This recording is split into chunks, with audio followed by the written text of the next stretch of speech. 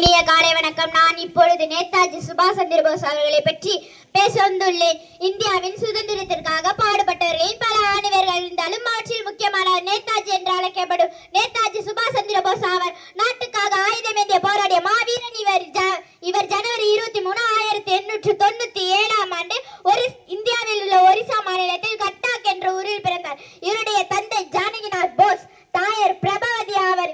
இவர் 1919 நடந்த ஜாலியன் வாலாபாக் படுகொலை சம்பவம் இவரை சுதந்திர போராட்டத்தில் ஈடுபட செய்தது. இந்திய மக்களிடம் உங்கள் ரத்தத்தை எனக்கு தாருங்கள், சுதந்திரத்தை தருவேன் என்று முழக்கமிட்டார்.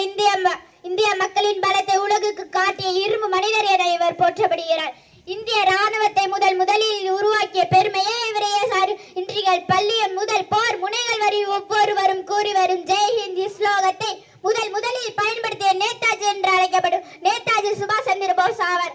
1919 நடந்த விமான விபத்தில் இவர் இறந்து விட்டதாக கூறப்படுகிறது.